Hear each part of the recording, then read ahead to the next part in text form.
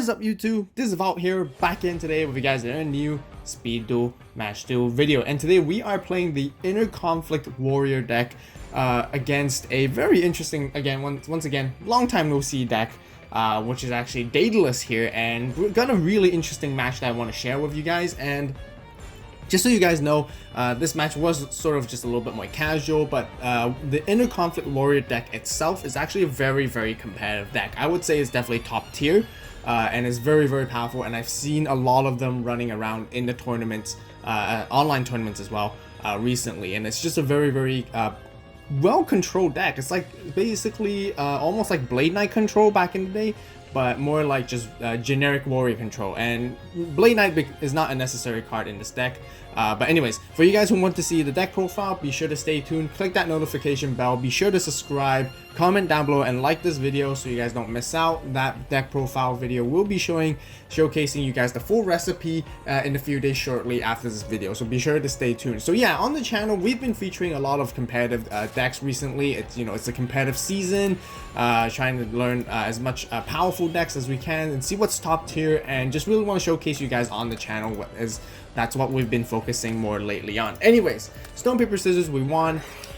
For the Inner Conflict Warrior, obviously its name itself, we are playing the Inner Conflict skill. It's a very simple skill. You just pay half your life points and you take control of your opponent's monster, but the amount of times that this skill can overturn so many situations to help you close games, turn around games, it's just absolutely amazing, honestly. And anyways, yeah, so the opponents is going first. They're going to be playing Toon Table of Contents. So just so you guys know, at this moment, we don't know what the opponent is playing, what deck, and it's pretty interesting how they're playing this Toon Table of Contents sort of combo with Dave to draw cards. Okay, that's pretty interesting so far. They got themselves Toon Alligator, and we're just wondering, okay, what they're trying to do. So we completely don't know at this point.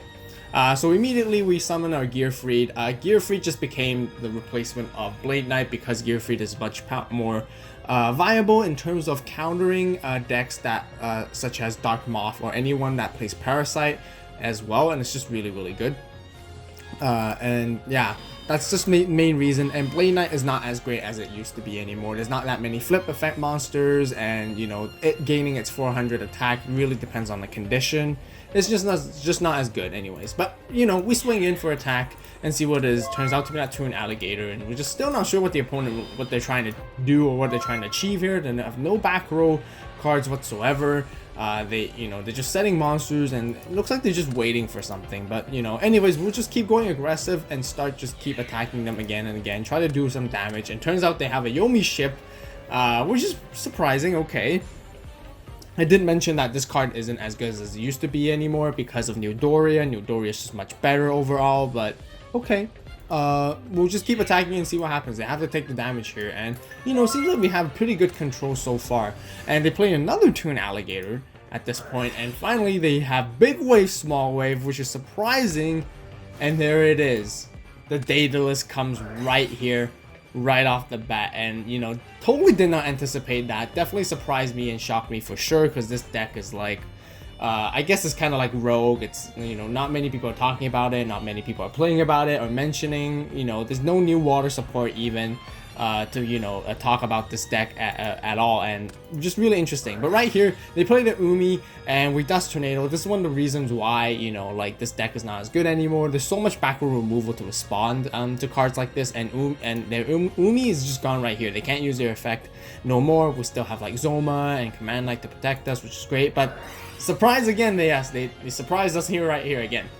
They play a second Umi. Okay, then there's nothing else we can do at this point. They nuke the field entirely, and they get to swing in for free damage. Honestly, Levy of Dragon Daedalus is such an underrated card. It's a very, very powerful card for a 2600 beater. It's just the water decks just needs proper, better support to help them bring them back in. And I think with the right cards chosen to be brought in to help support these guys, they can become a very, very, very powerful deck. And being able to nuke the field is just so good. Allowing itself to stay in the field, swinging for free attack. It's just really, really good, honestly. So they pass their turn. We're still okay. Good good thing that we kept the Zoma on our hand from last turn, just in case if anything was to happen, because we wanted to save a extra room slot so that we can activate spells such as Night Beam, but it seems like we don't need it at this point. So we're gonna set our Zoma. We're not gonna summon our Charging Guy, the Fierce Knight. That's another one of our like really strong monsters that we play in this deck. I really like him. 1900 for a normal summon, you know, it's even better than Blade Knight at this point, because you're guaranteed for 1900 at all times. And as you guys can see, running Command Knight along with this deck, this is basically a pure warrior deck back again. Control type where you play a lot of meta back row cards as well to help support it going. Anyways, the reason why we didn't want to summon the Gaia was, you know, we don't want them to attack into our monster. We want to force them to make a decision based on Zoma, and because if they do attack into Zoma, they do lose right here. This is why Zoma is such a powerful card. Definitely must play a 3 of. Of course, they don't choose to attack at this point, and we do have a opportunity. We do have options here right now. We can just swing straight in with Zoma, and basically we win the game. We have Dust Tornado to, I guess, to answer any other Umis that they have. We have Charging Gaia. We still have our skill, which we haven't used yet. We have a lot of options to play around right here. So we're just gonna go with Gaia, Zoma, and use our skill and try to end the game right here. This is what I mean. What Inner Conflict can allow you to basically take the game easily, immediately, in a flash like this. And we're just gonna run in there, battle phase, and attack. And turns out they actually have a Sphere. Wow, now that is definitely surprising, because initially I was thinking of just running straight in with Zoma to Daedalus, but I guess no matter which option we went with, this one or that one, they still had Sphere to stop us overall. So we can only attack them with Gaia and the Fierce Knight, and this is the moment we realized we probably screwed up big time at this point, and maybe we should have just sat on Zoma and waited, but you know, the opportunity seemed like it was there for us to take the game. And we have no choice but to pass right here, and they can just easily go into the battle phase. We have nothing to respond to protect ourselves, and they're just swinging with Daedalus, attacking into our Charging Gaia, the Fierce Knight, which is only at 1900, and perfectly our life points are just sitting right at 700, and we take that perfect 700 life points right there, and they win the first game. Very, very surprising. Didn't expect that at all. Definitely took us by surprise, but right here, now we know what we're playing against, so we definitely know what to side properly. Once again, if you guys want to see the side deck, be sure to stay tuned for the deck profile with the food recipe. Side deck will be included, of course, in there as well. But just so you guys know, what tip here, what I did was I definitely sided in Offerings to the Doomed. Definitely a needed card. I think dealing with Daedalus directly rather than popping the Umi is definitely much more crucial and beneficial for us, since Daedalus is still a 2600 beater, and getting rid of the monster essentially gets rid of all our problems. So let's just go right into game 2. Of course, we want to go second as always, just the best way to do. Go for just to play speed duels for the time being still. And as you guys can see, Gap the Divine Soldier is definitely the boss monster of this deck when we play Inner Conflict overall with the Warriors engine, because you can take your opponent's monsters and basically tribute it, and we'll show you guys right here. We're gonna set the Command Knight, and you guys will get to see us do that basically sooner or later, but we're just waiting for the right time. We probably want to save this for the Daedalus, possibly even.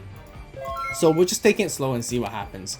They immediately flipped up their Yomi ship, and they do seem like they want to go into the Daedalus right off the bat right here, and with Umi, but thankfully, yeah, I mean, not thankfully, but honestly, we don't have a back row response. We have Night Beams, but we don't have any Dust Tornadoes to stop them. So they nuke defeat us once again, and this seems like a very tight game. It's easy, like they seem like they got the whole control right here more than us, because you know we're supposed to be Inner Conflict Warrior control, but it seems like they have the better control at the moment.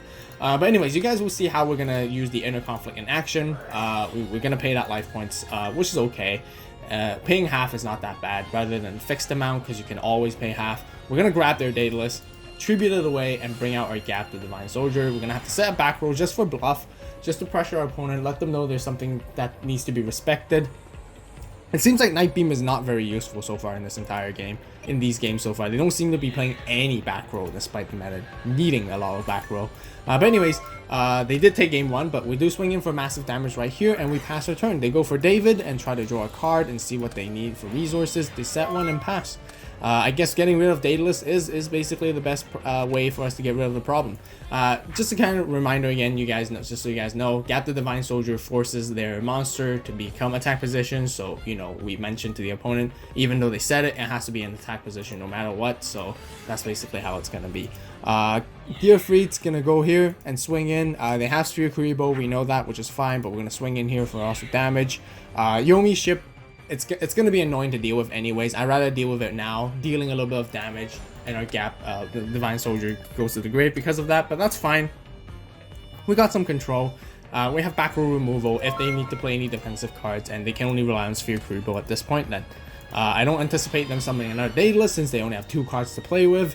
Usually you need 3 because you need Big Wave, Small Wave, 1 Water Monster, and Daedalus on your hand. So we're really not that afraid at the moment, and they did accidentally reveal the card to us anyway. So, but they can't even use it. So I think pretty much we got this game right here in the bag, unless that is a Midoriya, which does stall them for a little bit, but turns out to be a Toon Alligator. And we can swing in with Charging God, the Fierce Knight, right here. So now moving back on the side, that we realized in the last 2 games we got Night Beams. I love Night Beams. That's a great card to have to respond to the current meta, but our matchup doesn't play any back row. I haven't seen a back row in the last 2 games, so I think it's confident for me to know that I'm gonna swap these out. So we decided to take them out, and Offerings definitely stays.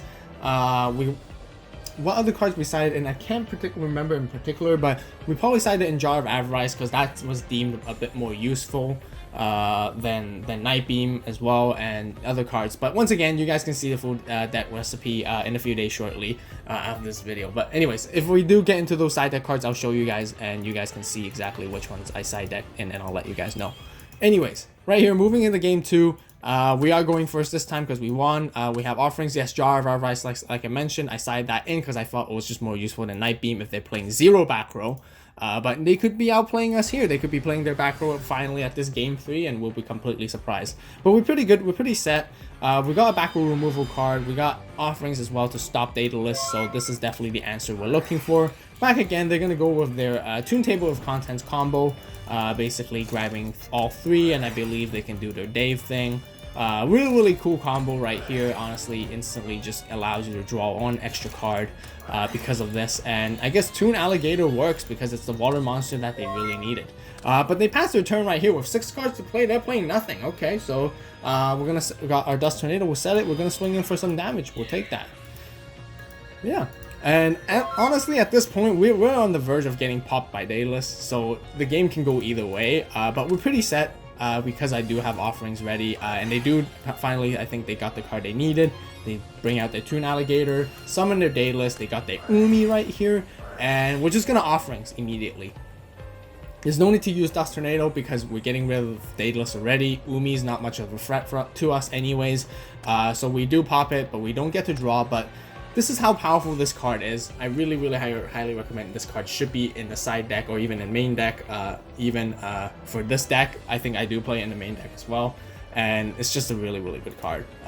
Because of this, you can turn a very annoying monster and just get it away, give up a draw. That's okay, but you basically made your opponent played out all their resources already, and using it at the correct timing is obviously important as well. Not using it too soon, but using it at the vital monsters that your opponent needs. So we're going to swing in here right here again. We're not worried if they do bring out another Daedalus. They do have 3 cards on their hands, and on their hand we have Dust Tornado, we have Inner Conflict to deal with the second one if we do see one. But they seem to set one and just pass their turn, and we top deck a Gap the Divine Soldier. Perfect. Right here we can basically just easily end the game. We do pay a lot of life points, 2,000, but we do see the opportunity. They might have spheres, as we know, but we're going to force them to use it, and we're going to grab away their Yomi ship, which is good, so we don't have to deal with it, and we can just try to swing in here for a game. And they do play here Sphere Kuribo, stopping the attack. They are trying to hold on to it and see if they have another one, but they don't. So we do take this last game 3 right here. So pretty exciting match, I have to say. Pretty fun, really exciting, and really surprising at the same time, because I did not expect the Daedalus in this game whatsoever. So our opponent was definitely able to surprise us, which is pretty interesting and pretty cool. But like, once again, I feel like Daedalus is just not strong enough overall. But this deck right here is definitely highly competitive, top tier definitely highly recommend you guys to try it out if you guys haven't yet. So if you guys want to see the deck profile, be sure to stay tuned as always. If you guys enjoyed this speed duel match, be sure to hit that like button. Comment down below what you guys think. You know, any suggestions would be greatly appreciated. And yeah, be sure to subscribe. Turn on that notification bell so you guys don't miss out on the deck profile. So yeah, thank you guys so much for watching. As always, you guys have a great day, great night, wherever you are. This is AVAULT signing out.